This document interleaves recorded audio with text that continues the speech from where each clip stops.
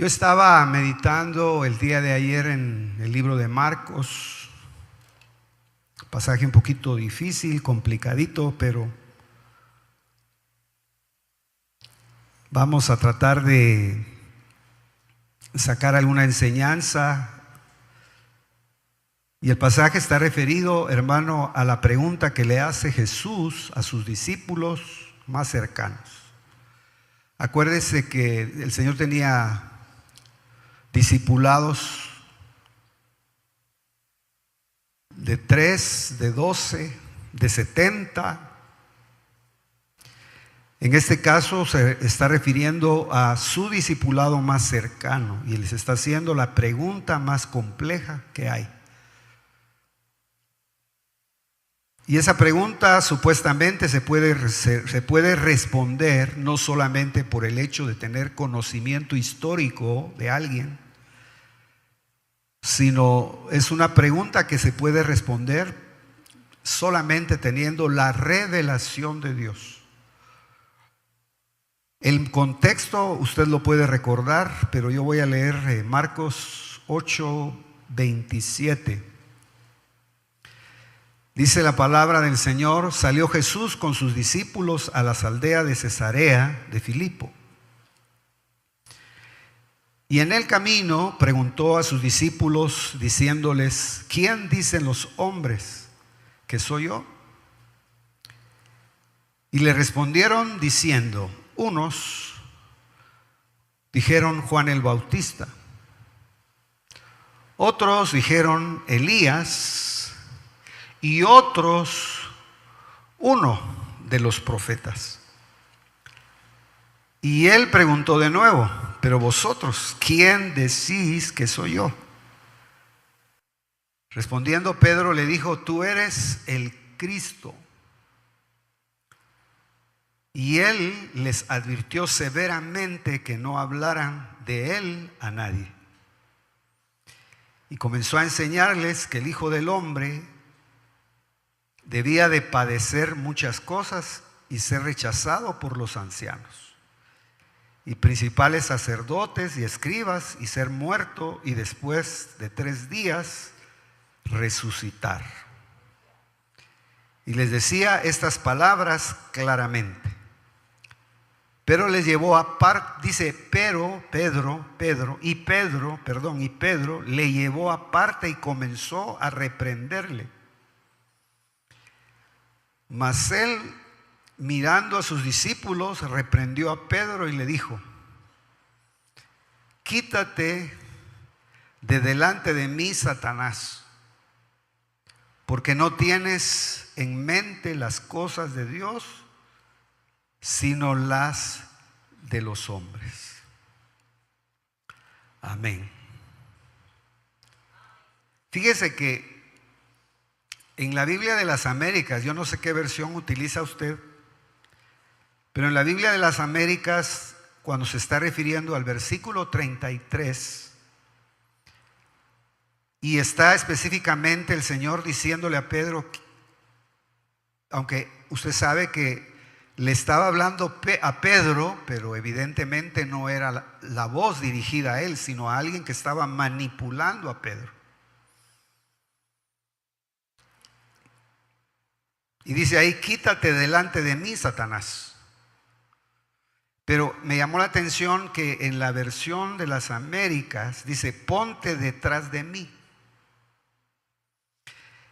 Me llama la atención porque no había revisado esa versión, y en otras pues claramente lo dice.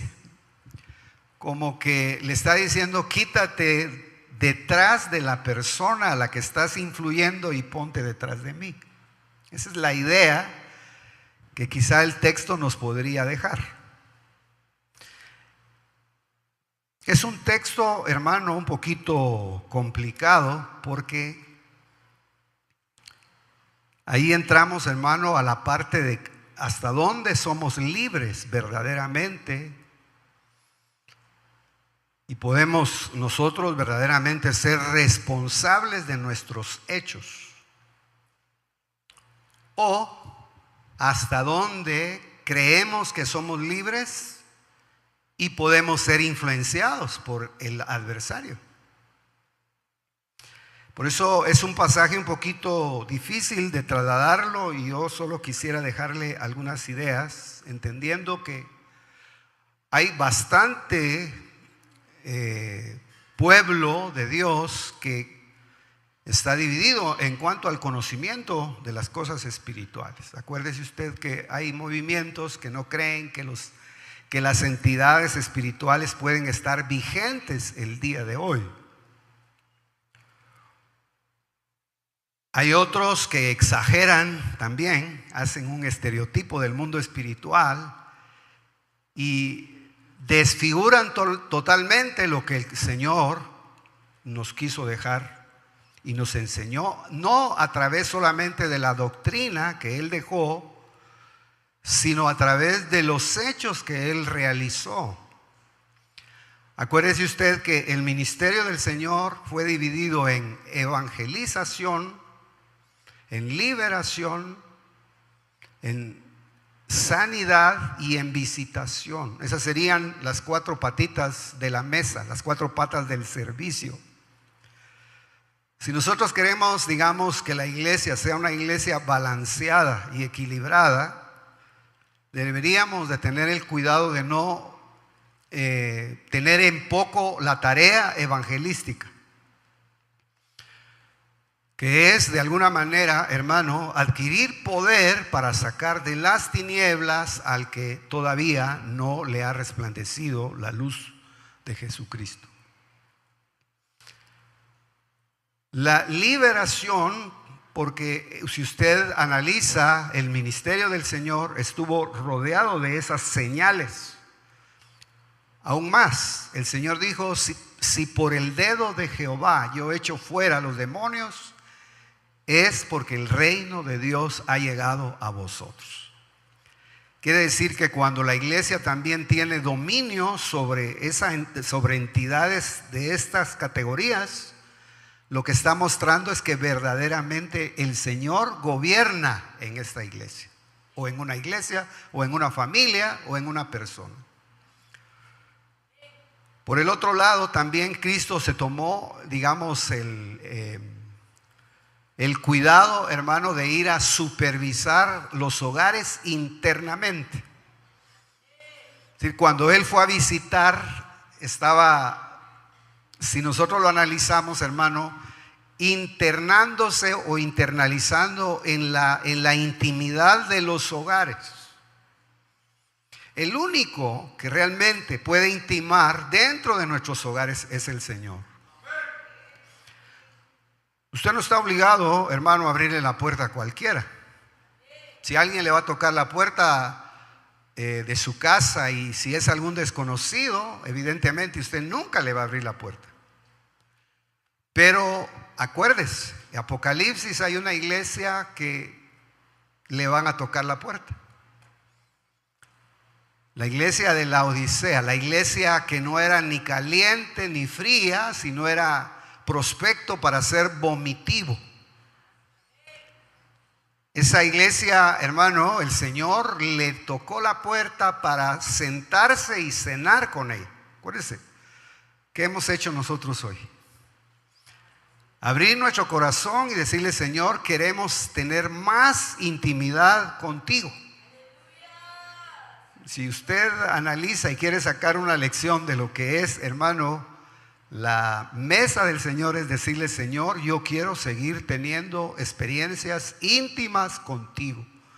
No me interesa que las sepan, no me interesa que otro las entienda, tal vez no me van a entender si yo las explico, pero yo sí tengo el testimonio de que tú eres un Dios real, verdadero, que habla a los hombres, que los instruye. Entonces usted mira, por ejemplo, que el Señor se ocupó de entrar a los hogares y atendió invitaciones aún de personas que a nivel social no creían que pudieran ser dignos de una visita de Él.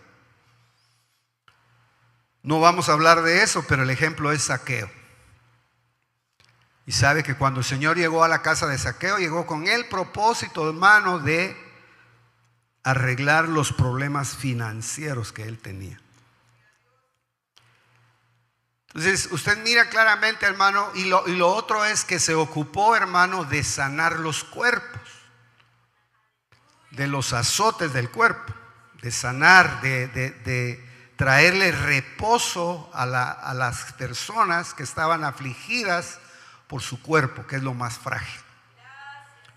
Si nosotros, hermano, cuidamos esas cosas, vamos siendo equilibrados en el evangelio que profesamos. Ahora, lo curioso que yo descubrí, o que tal vez le quiero exponer de este pasaje, es que este círculo que caminaba con Jesús era el discipulado, no que se le fue agregando por las señales que fueron viendo en él. Usted sabe, hermano, que muy probablemente en el capítulo 6 del libro de San Juan se puede imaginar cuántos se quedaron invitados a seguir a Cristo después, hermano, de haber sido alimentados con un pan milagroso. Un muchachito llevaba, ¿qué? 2 pececitos, 5 panes en un bolso. Los pusieron a la hora de la necesidad en las manos del Señor, y el Señor hizo el gran milagro de alimentar a más de 5,000 personas, según dice la Escritura. Es muy probable que muchos que vieron esos milagros, hermano, pudieron haberse agregado, o algunos otros por el testimonio pudieron haberse agregado, pero este discipulado era diferente. ¿Por qué? Porque a estos discípulos el Señor los había ido a buscar personalmente. Ellos, hermanos, no conocían en nada, vamos a decir, de las manifestaciones del poder de Jesús, sino fue el Señor el que, caminando, vamos a decir, llevando una trayectoria, de repente, hermano, escoge a Jacobo, escoge a Juan, los invita a ser parte de un discipulado, hermano, para convertirlos en pescadores de hombres. Entonces hay una diferencia. A ellos, hermano, les explicaba las cosas por aparte. Cuando les hablaba en parábolas, se ocupaba el tiempo para explicarles en detalle qué era lo que él estaba tratando de decir. Ahora, lo curioso, hermano, es que dentro de este discipulado tan especial se corren riesgos que tenemos nosotros también que considerar. Porque usted mira, por ejemplo, ahí, si ya nosotros vamos internándonos en el pasaje, dice que, hermano, el pasaje está, el acontecimiento se da lejos del centro de adoración de Jerusalén, es decir, Cesarea o Filipo, según como dice acá, Cesarea de Filipo. Era una ciudad fronteriza. No era una ciudad que estuviera muy cercana a Jerusalén, sino era una ciudad que estaba más al lado del paganismo. Algunos llegan a pensar, hermano, que hay un vínculo entre Cesarea de Filipo por el nombre con la iglesia que se constituyó en Filipo, la iglesia de los filipenses.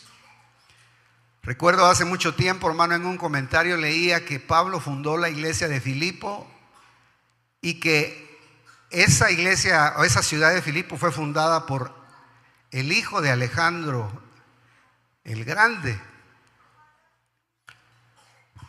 Me venía ayer que estaba leyendo ese pasaje. Pero a los filipenses, hermanos, les habló de lo contrario, porque Alejandro el Grande, el gran conquistador, como que había dejado su espíritu en esa región. Si nosotros vamos, digamos, por el altiplano de Guatemala, usted va a ver que hay ciudades todavía que llevan nombres de personas, que llevaban el nombre de alguien en particular, como sucedía en el caso de Abraham, como sucedió en el caso de Jacob, como sucedió en el caso de Israel, que llevaban el nombre de una persona cabeza. Pero la idea que yo le quiero dejar, hermano, es que a los filipenses, no por ese estado de grandeza que tenía, ese estado de orgullo que tenía esa ciudad, les mandan la epístola en donde el apóstol les habla de la naturaleza contraria, que es la humillación. Si usted analiza el libro de los Filipenses, va a ver que el libro de Filipenses está hablando de la humillación y la exaltación de Cristo. Está hablando, hermano, de que antes de que el hombre sea exaltado en la tierra, tiene que asimilar la humillación. Entonces, cuando estamos viendo el lugar, Jesús con sus discípulos los aparta. El libro de Marcos, generalmente el Señor esconde los milagros, encripta los milagros. El libro de Marcos habla de un evangelio, hermano, no muy visible, sino es solo para aquel que verdaderamente ama la verdad. Y por eso es que cuando usted lee el evangelio de Marcos detenidamente, usted va a ver que los milagros siempre el Señor los hizo de una manera muy íntima. Sacaba a las personas de las ciudades y los mandaba a que callaran y no divulgaran lo que habían visto. Porque el evangelio, ya se ha dicho, hermano, hasta la saciedad, que es más importante que divulgarlo, es más importante tener la convicción interna de lo que uno cree. Tal vez usted nunca va a evangelizar, pero si usted es una persona convertida, convencida y sabe en quién ha creído, sus actos lo van a delatar. No lo van a delatar sus palabras, lo van a delatar sus actos, sus hechos. ¿Se acuerda que Pedro, el apóstol, está hablando a las mujeres que sus esposos son inconversos y les dice que es mejor que ellas dejen de evangelizarlos y dejen de convencerlos, sino que mejor convenzan a sus esposos, pero con su conducta? Es algo parecido. A veces habla más, hermano, la conducta de una persona que lo que habla. Podemos dar grandes estudios y tener mucho conocimiento de teología, pero si nuestra teología no va acorde con nuestra forma de vida, habrán problemas. Ahora, ¿por qué estoy diciendo esto y qué relación tiene con el pasaje? Porque cuando yo me puse a revisar el pasaje, hermano, tal vez voy a entresacar algunas cositas. La gran pregunta que el Señor está haciendo ahí es: ¿quiénes dicen los hombres que soy? Acuérdense, un grupo se inclinó a decir que probablemente Jesús era Juan el Bautista. Usted sabe, hermano, que Juan el Bautista venía precedido o acompañado de un derramamiento, un espíritu de arrepentimiento. La gente lo miraba e internamente comenzaba no a juzgar a otros, sino a autojuzgarse. Juan el Bautista no era un hombre, hermano, que estaba, como le dijera yo, invitando a la gente a que confesara sus pecados. Juan el Bautista era un hombre que por tener un espíritu de arrepentimiento provocaba a la gente al arrepentimiento. Si el evangelio va más allá de las personas. Elías, también dijeron algunos otros, y otros mencionaron a uno de los profetas más eminentes, pero Pedro, el gran apóstol, hermano, que como que él nos sirve de ruta, nos sirve de camino, como que era alguien, hermano, que está dejado como una señal. Y no señal, hermano, para la iglesia externa, sino para la iglesia interna. ¿Por qué digo esto? Porque él pasa a formar parte del discipulado íntimo de Cristo. Aún, acuérdese usted que la religión tradicional dice, malinterpretando el texto, que el Señor le dijo: Pedro, tú eres la piedra o tú eres la roca, y sobre esa roca edificaré mi iglesia. Pero no es así. La roca es Cristo. Él es la roca inconmovible de los siglos. Y nosotros somos piedrecitas que si nos dejamos trabajar pasaremos a ser parte de esa edificación. Ahora, yo estoy viendo ahí claramente, hermano, que él tiene la respuesta correcta. Él tiene la cuarta respuesta. Él dice, tú eres el Mesías. Tú eres el Cristo, tú eres el ungido, tú eres el que hemos estado esperando por siglos. Tú eres aquel de quien dan testimonio los salmos, los profetas y la ley. Yo estoy ampliando nada más el texto, pero dijo, tú eres el Mesías, con convicción. Pero lo curioso, hermano, es que el Señor no lo felicita, sino le advierte severamente que no lo digan a nadie. Cuando usted mira en el verso 30, o tal vez voy a leer el 29, dice, y les preguntó de nuevo, pero vosotros, ¿quién decís que soy yo? Respondiendo Pedro dijo, tú eres el Cristo, tú eres el Mesías. Y él dice, refiriéndose no solamente al que dio la respuesta, sino a los que estaban alrededor, en base a la respuesta que Pedro había dado, dice, y él les advirtió severamente que no hablaran de él a nadie. Entonces, ¿en qué quedamos? El evangelio, hermano, es para que el inconverso o el que está en tinieblas conozca la luz de la verdad a través de la doctrina, o estará diciendo, primero deben estar ustedes seguros de quién creen. Tal vez nos está diciendo, primero deben de estar seguros de conocer a su Salvador, de tener convicción de que verdaderamente Él ha operado en ustedes, y posteriormente quizá pueden trasladarlo, pueden trasladar el conocimiento. Deja abierta la puerta a pensar, hermano, que Dios no quiere que vayamos a decir cosas que no entendemos. Él quiere que llevemos la palabra, pero que llevemos la verdad que nos ha sido revelada a nosotros. Si no, nos va a pasar como le pasó, creo, a Felipe y llevándole el mensaje a Natanael. Felipe lo único que pudo decir, dijo, hemos hallado al Mesías. Natanael dijo, ¿y podrá salir algo bueno de Israel? ¿Habrá algo bueno en Israel o en Nazaret? Entonces él ya no pudo dar más explicaciones, pero sí pudo decir, mejor ven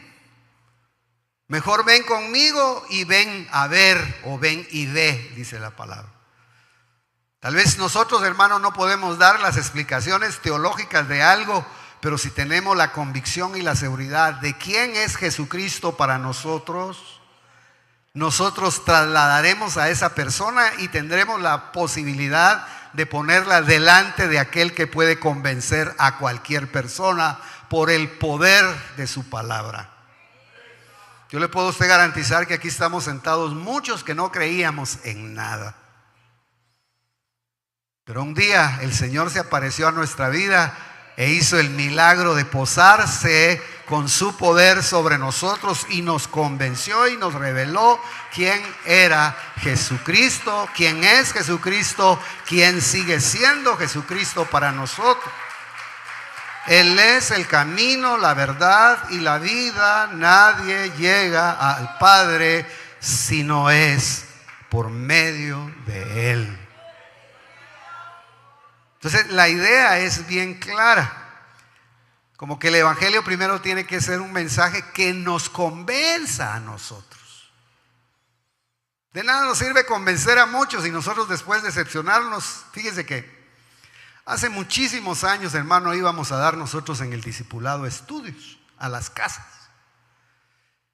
Y en ese periodo de tiempo estaban hablando sobre la venida y fíjese, hace 30 años hablando del retorno de Cristo. Y se estaba hablando acerca de la diferencia que había entre la parusía y la epifanía. Entonces, como nos mandaban de dos en dos, a mí me tocó ser segundo, es decir, esperar nada más la oportunidad de tener que dar el tema, pero si no llegaba el titular. Yo no era el titular, sino el titular era otro hermano que está en los Estados Unidos. Entonces a él le tocó dar el tema, y hermano era un hombre que dominaba la escritura y comenzó en su pizarrón a trazar todo el tema acerca de la parusía de Cristo. Todos nos preguntaron, le respondió a todos. Yo no tenía vehículo, hermano, entonces él me pasaba dejando a mi casa, pero cuando ya veníamos en el camino me dijo esto: mira, hermano, ¿y vos crees en eso de la parusía? Pero me lo dijo en broma, pues. ¿Verdad que la pregunta es curiosa? Cuando me dijo, mira, ¿y vos crees en eso de la parusía? Yo me lo volteé a ver. Entonces así le pasa a gente. Hay gente que habla, hermano, con tanta vehemencia, pero no cree lo que dice. No está convencido de lo que dice. Entonces, ¿qué será mejor? ¿Tener mucho conocimiento o tener una palabra que nos ha convencido a nosotros de quién es verdaderamente Jesús para nosotros?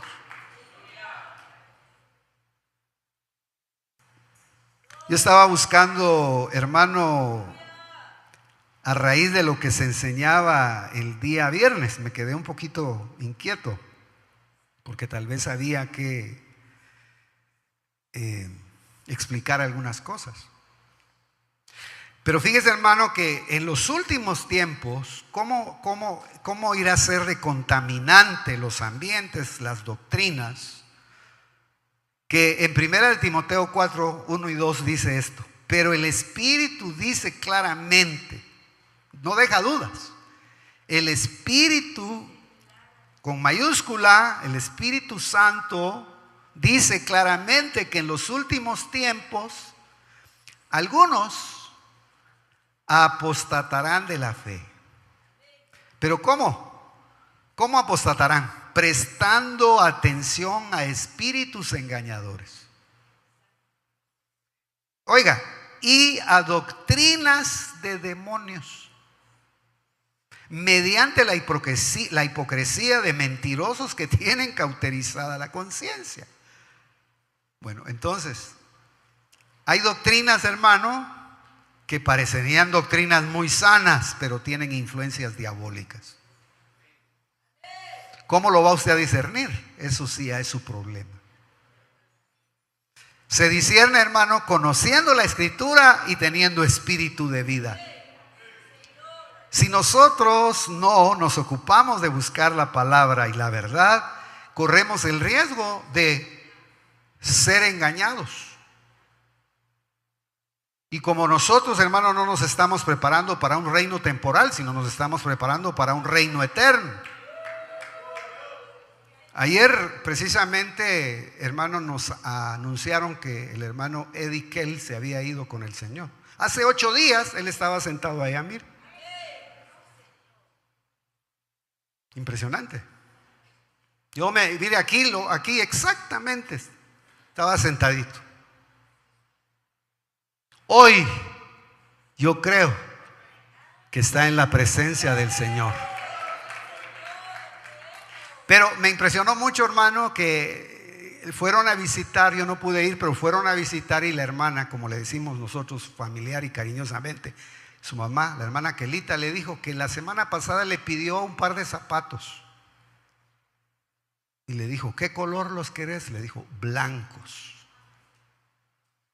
Y se los puso un rato, pero le dijo, mamá, yo quiero estos zapatos blancos para llevármelos a la Santa Cena.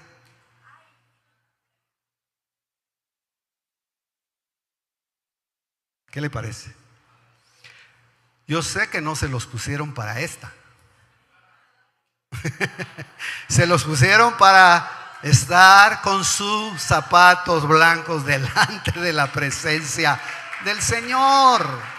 Usted entenderá, hay verdades, hermano, que a veces uno las deja ahí tiraditas, pero hermano, no todo es una casualidad. Dios es el que tiene la vida nuestra en sus manos.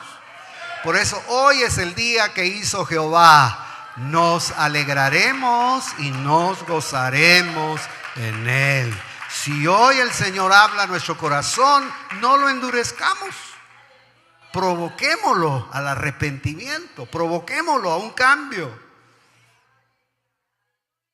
Si no entendemos una verdad, pidámosle al Señor, roguémosle que nos haga entender su verdad.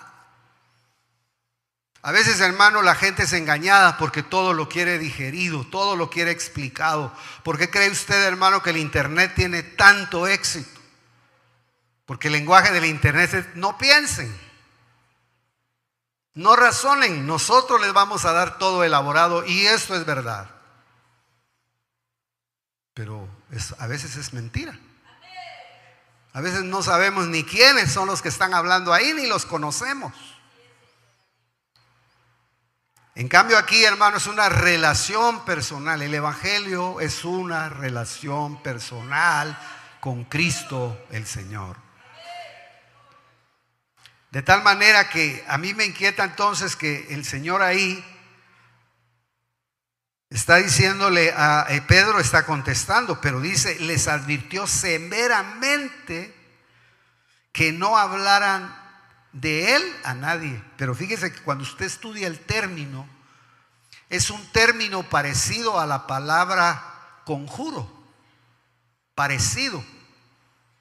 Pero en sí la palabra que él, en el momento en el que él está trasladándole esa palabra a los que están escuchándolo, es una palabra que se puede denominar de esta manera. Entonces, por la palabra lo sometió bajo el poder.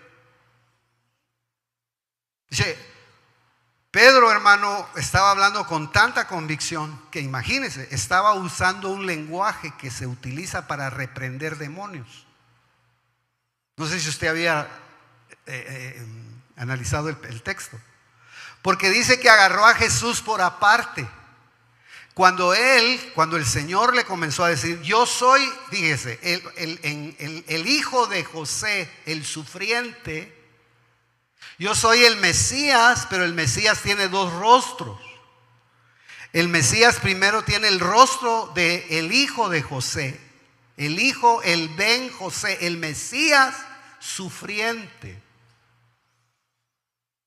Y el otro rostro es el hijo de David, Ben David, el hijo de David, el que va a reinar con justicia, con derecho y justicia. Pero cuando usted examina el texto, parecería que Pedro estaba diciéndole: tú eres el Ben David. Y no estaba mintiendo.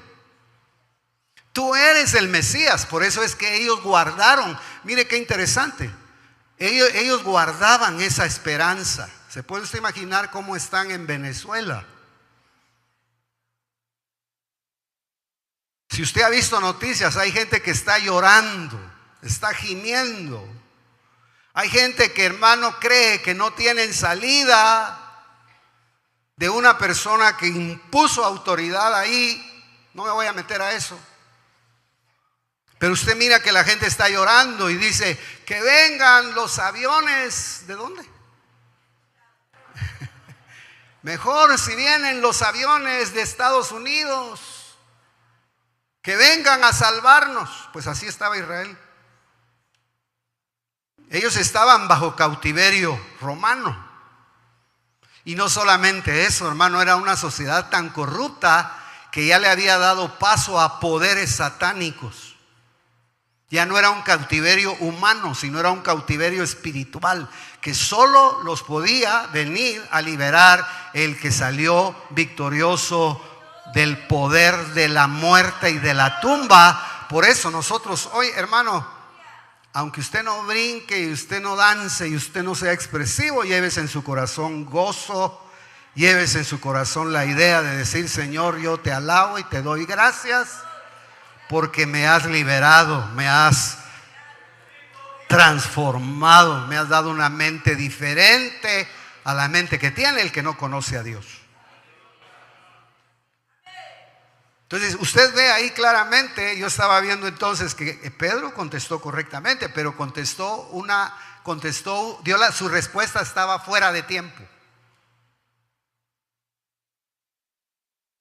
El Señor le dijo, por eso es que si usted lee detenidamente el pasaje, Él le comienza a explicar, no le dice, porque el hijo de David, hay otros pasajes en donde hay un ciego que está en el camino de Jericó y se pone a gritar: Jesús, Hijo de David, ten misericordia de mí. Él estaba diciendo, Jesús, el que viene a reinar sobre nuestra tierra, el Mesías que va a reinar con vara de hierro. Pero él en esta respuesta dice, el Hijo del Hombre tiene que padecer. Eso les chocó. Eso a ellos les dijo, ¿cómo es posible? Entonces comenzaron a razonar. Déjenme trasladarlo de esa manera. Comenzaron a razonar y a decir, ¿cómo es posible? Nosotros estamos esperando al Mesías. Por eso es que, hermano, cuando lo vieron resucitado, Hechos capítulo 1 versos 8 y 9, ¿qué dice? Señor, ¿establecerás el reino a Israel en estos días? Y era más legítima la pregunta, porque ahora el Señor ya se había levantado de la tumba y les había dado 40 días las pruebas indubitables de que Él era el Mesías genuino y verdadero.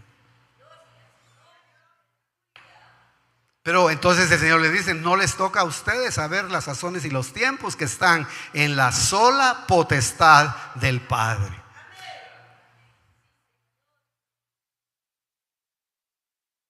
Por eso dice ahí, hermano, Él les advirtió severamente que no hablaran a Él de nadie.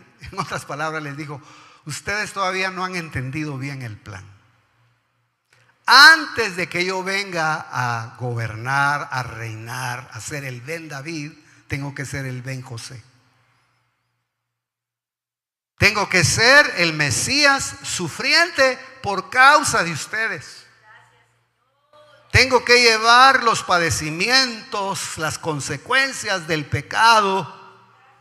Tengo que cargar con la cruz y anular todo decreto contrario para que ustedes puedan ser exhibidos en las regiones celestes como la gran victoria del Calvario.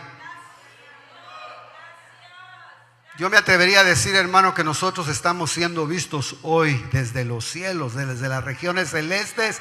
Estarán viendo, dice que los ángeles anhelan mirar. Ellos miran, ¿qué están haciendo esos que están cantando? ¿Qué están haciendo? Estamos celebrando la muerte y la resurrección de Jesucristo. Aleluya. Gloria a su santo y bendito nombre. Aunque usted, hermano, no celebrara nada en esta tierra y no le celebraran nada, si a usted le han revelado que tiene a quien celebrarle algo, que tiene objetos, sus cantos, su adoración, su oración, sus búsquedas, usted es dichoso y es bienaventurado porque no vino a perder su tiempo a esta tierra, sino vino con propósito a esta tierra. Entonces imagínense, dice, entonces por la palabra lo sometió bajo el poder del espíritu que lo envolvía. Eso es lo que se logra advertir cuando usted hace un estudio más interno. Por eso en unas versiones dice que les lanzó como una especie de conjuro. Es algo así como lo que está diciendo Pablo en 2 de Corintios capítulo 11 cuando se está refiriendo a la fascinación de la serpiente.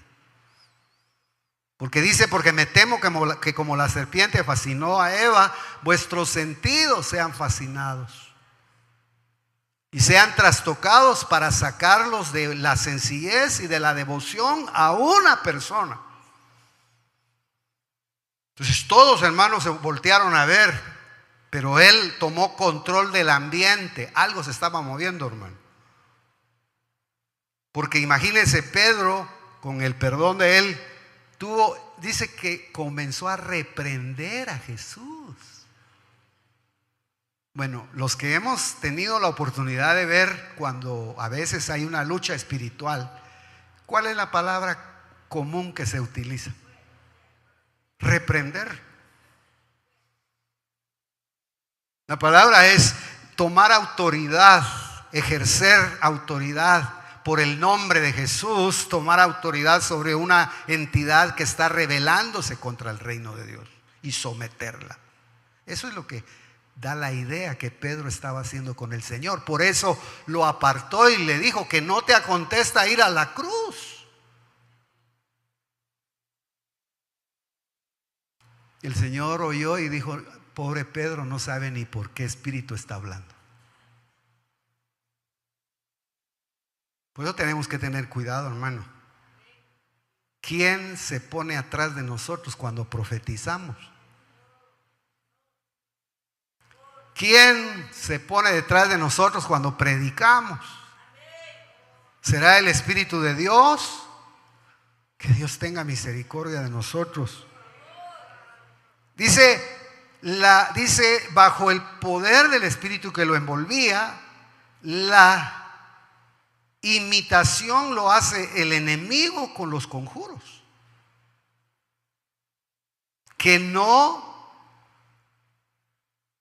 dijeron nada, que no dijeran nada acerca de eso.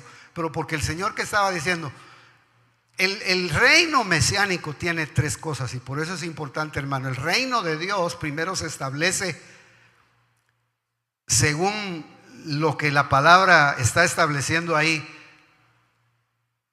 apartándose y siendo limpios de toda entidad espiritual.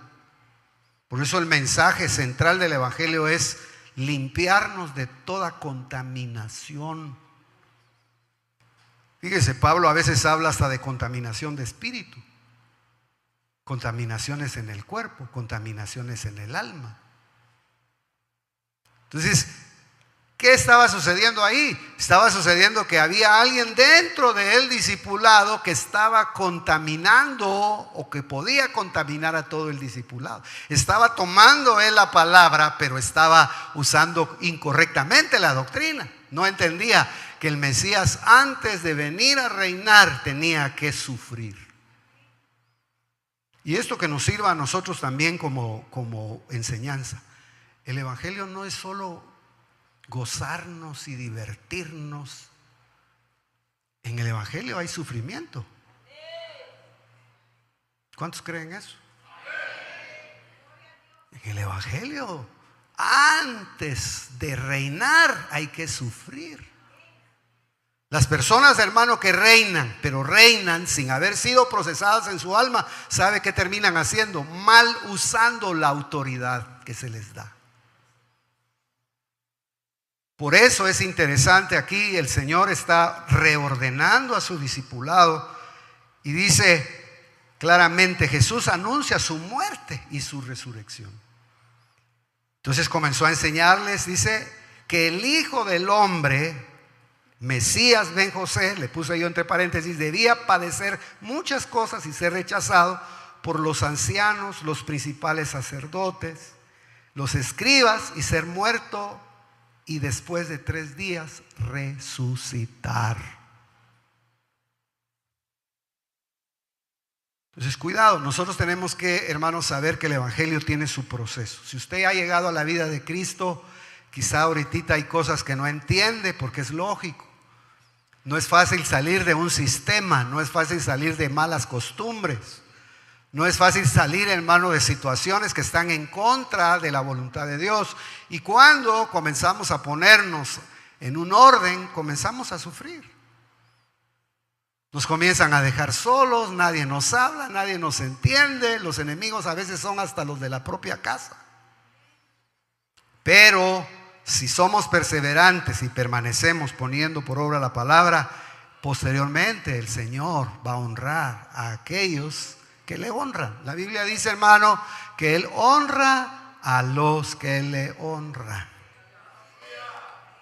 Si usted hace todas las cosas, no de diente a labio como hacemos, utilizamos mucho esa palabra, es para la gloria de Dios, para la honra de Dios. Juzguemos si estamos haciendo las cosas para la gloria de Dios. Porque si hacemos las cosas para la gloria de Dios y lo honramos a Él, entonces Dios también lo honrará a usted. Entonces, es interesante el pasaje porque nos muestra que no solamente era susceptible de que se contaminara todo el discipulado, sino el Señor tuvo que agarrar a Pedro por aparte y tener que pelear con el espíritu que él traía. Porque cuando usted ya ve detenidamente, cuando él le dijo, Señor, que no te acontezca ir a la cruz, Y comenzó, dice, a inquietarlo. Mas él volviéndose y mirando a sus discípulos, reprendió a Pedro y le dijo: quítate delante de mí, Satanás. Pero volviéndose a Pedro, lo sometió bajo el poder de la palabra, reprendió y lo liberó. Eso fue lo que hizo. Nunca podía contener Pedro a Cristo. Cristo es el vaso mayor. Cristo es el que nos cubre. Cristo es la vida.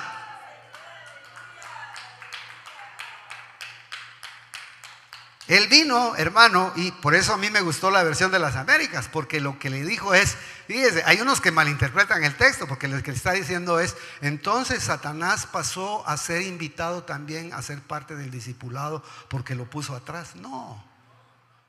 Lo que está diciendo es: Satanás, tú para mí ya es cosa pasada. Satanás, tu historia para mí ya es algo que está en el pasado. Porque Él mira las cosas que no son como si ya fuesen.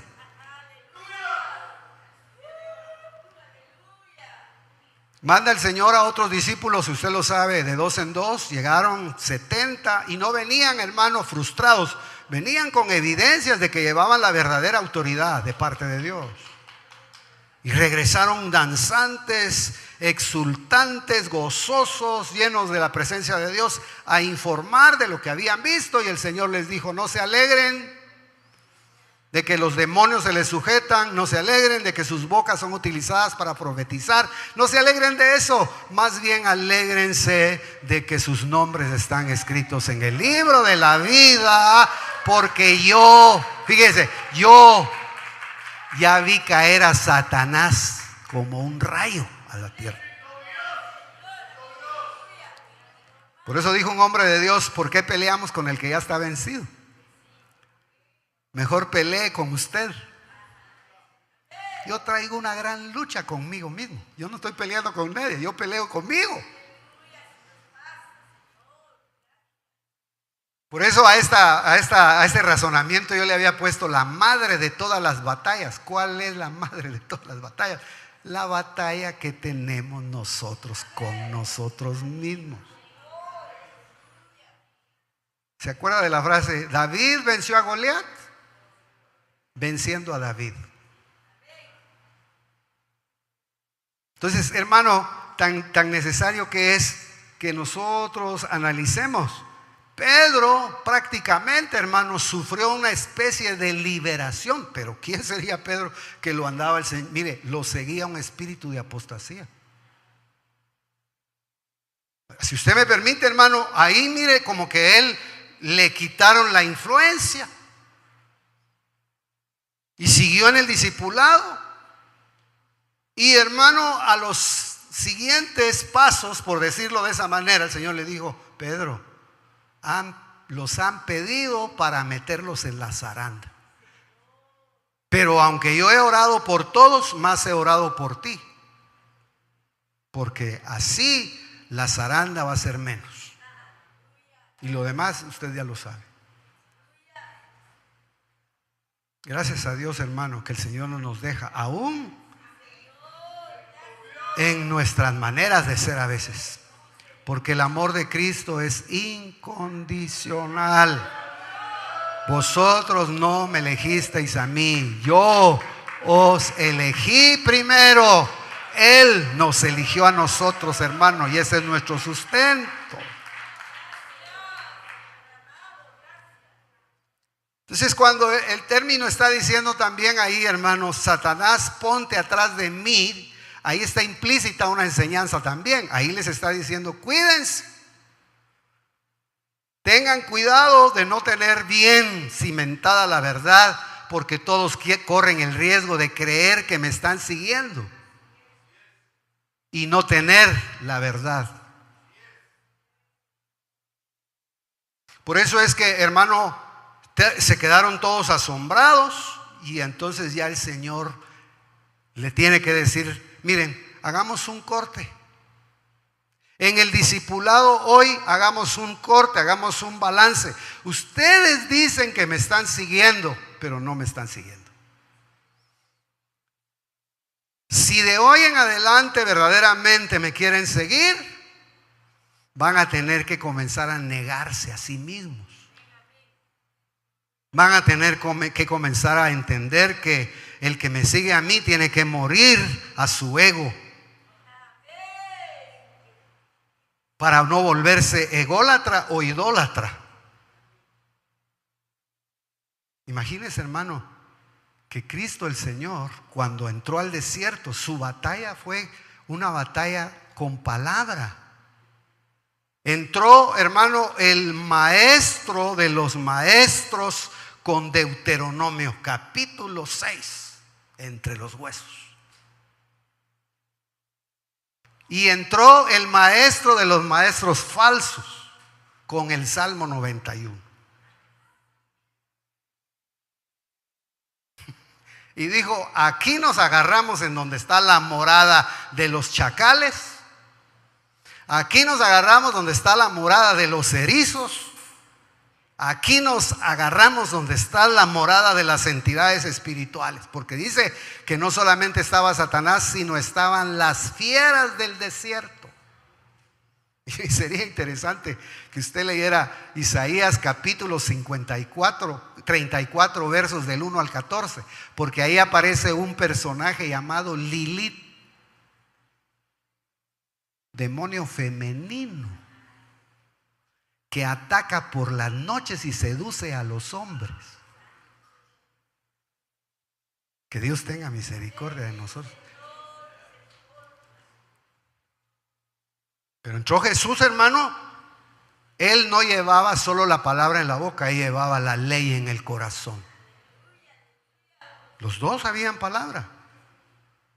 Y a los dos les dieron, fíjese, a Moisés le dieron el Deuteronomio. ¿Y a quién cree que le dieron el Salmo 91? Si usted investiga el 89 y el 90, o el 90, sí, el 89, el 90 y el 91, muy probablemente se lo hayan dado a Moisés. Todos tenían la misma fuente, solo que Satanás era un espíritu rebelde. ¿En qué tiempo se rebeló? A saber. Pero ¿quién prevaleció? Prevaleció Cristo. ¿Y cuál fue el versículo con el que lo venció? Le dijo, fíjese, él entró, hermano, a pelear por el pan al desierto. Jesús entró al desierto para preservar el poder del pan de vida. Por eso él pudo decir, yo soy el pan vivificante, yo soy el pan de vida. Moisés les dio el maná en el desierto y sus padres murieron. Pero el que coma de este pan, que ahora está tipificado en el pedacito de pan que comimos y la sangre de Cristo, vivirá para siempre, vivirá eternamente. Hermano, qué maravilloso. Quiere decir que el evangelio, hermano, para reinar, primero tienen que limpiar a la iglesia de entidades extrañas, para que entonces en el sufrimiento no encuentre ocasión el adversario. Si su alma y mi alma es limpiada, cuando venga el sufrimiento, venga el trato por causa del evangelio y de seguir a Jesucristo, usted no le va a encontrar despropósito. Usted va a decir, Señor, ahorita no entiendo, pero me voy a dejar lavar los pies. Y después, cuando ya tenga los pies limpios, entonces voy a entender el propósito por el cual tú me hiciste pasar lo que tuve que pasar. Si Cristo no hubiese sido el siervo sufriente, no podría ser el rey gobernante en justicia, en derecho y justicia. Él es el Dios justo, Él es el Rey justo y Él es al que nosotros estamos esperando hasta el día de hoy. Va usted a levantar su mano y le vamos a dar gracias a Dios por la meditación de esta mañana. Que Él trabaje en nuestro corazón, hermano. que Él trabaje en nuestra vida, que Él limpie nuestros corazones. Si hay sufrimientos y padecimientos y cosas que usted no entiende, dígale: Señor, gracias, gracias. Yo no entiendo qué es lo que me está pasando, pero yo quiero estar convencido de quién eres tú para mí.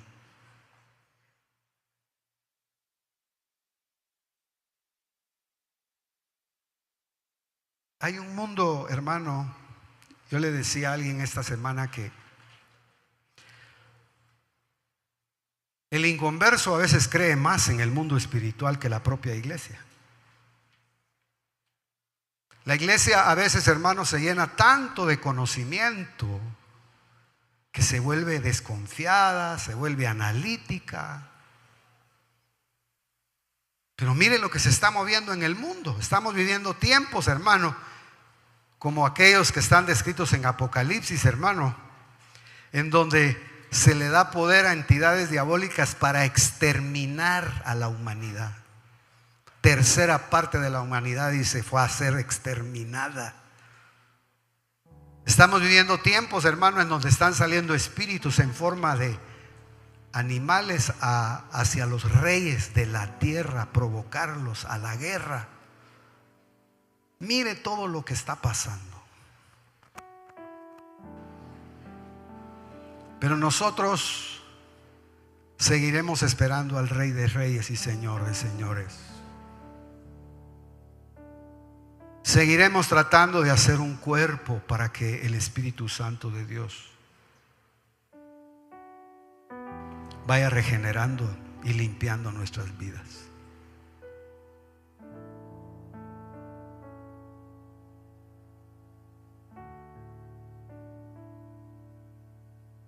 Gracias, Señor. Queremos, hermano, que el poder de Dios se vaya asentando en nosotros. Queremos que el poder de Dios sea efectivo en nosotros. Tratemos no solo de oír, sino de entender bien lo que el Señor nos quiere trasladar.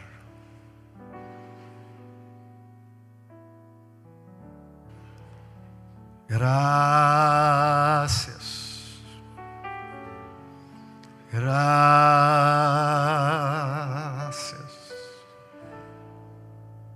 Te damos gracias, Señor, por esta mañana.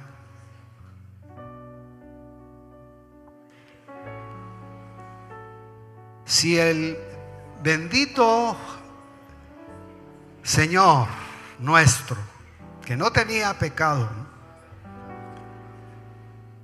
que pasó por esta tierra, hermano, como un modelo de vida, no pudo evadir el sufrimiento, no pudo evadir los rechazos, no pudo evadir muchas cosas, las oposiciones. Cuanto más nosotros que estamos habitantes en unas casitas de barro, que en un ratito, hermano, nos enfermamos, en un ratito nos desanimamos, en un ratito nos sacan de nuestras convicciones.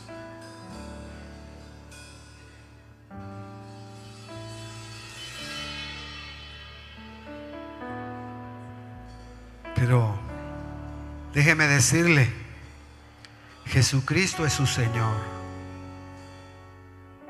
Jesucristo es su libertador. Jesucristo es su maestro por excelencia.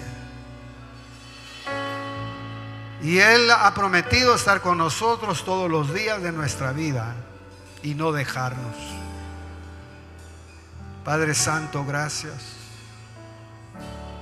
Gracias, Señor bendito.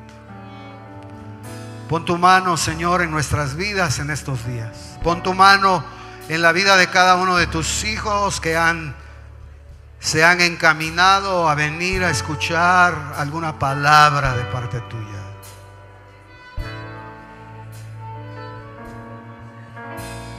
Usted abrace la doctrina, abrace la enseñanza de Cristo. Que el Señor vaya corrigiendo lo que tiene que corregir. Y Él se va a encargar, hermano, de limpiarnos, de quitarnos cualquier entidad, cualquier cosa que quiera estorbarnos y sacarnos del verdadero discipulado, del verdadero principio de aprender de la vida espiritual.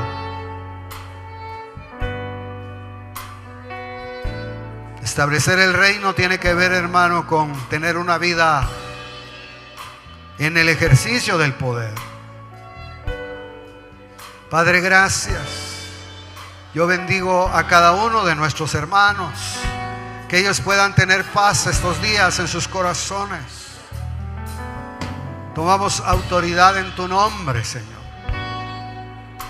Cualquier entidad espiritual, cualquier ataque, cualquier cosa que quiera quitarles su paz, bendecimos sus cuerpos físicos, bendecimos su mente, su corazón, su alma, en el nombre poderoso de Jesús. La liberación va a llegar, la sanidad va a llegar, la paz va a llegar. Oh.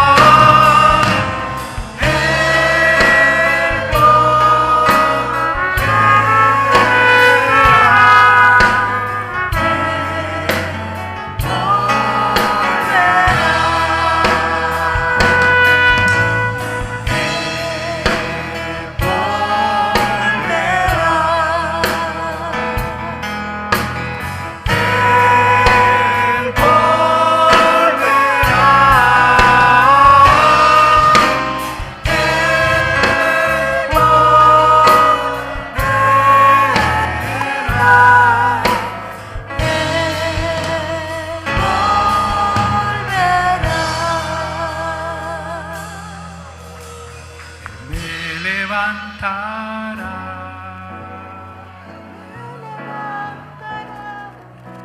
Él me levantará.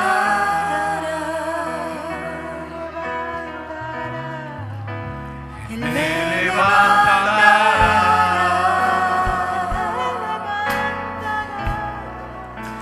Así es el Señor. Me fortalecerá. Me fortalecerá.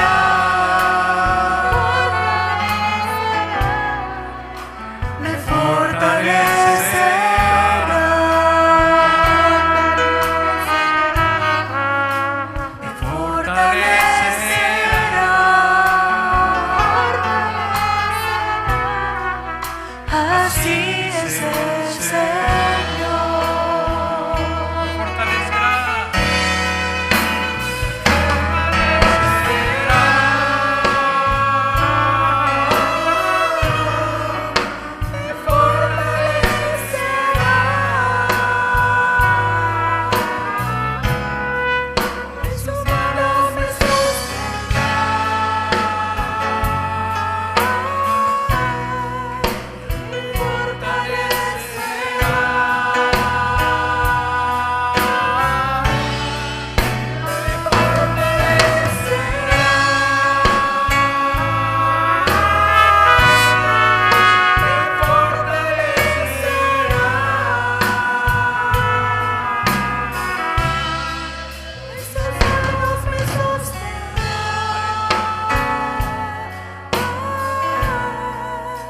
Así es el Señor. Me levantará. Me levantará.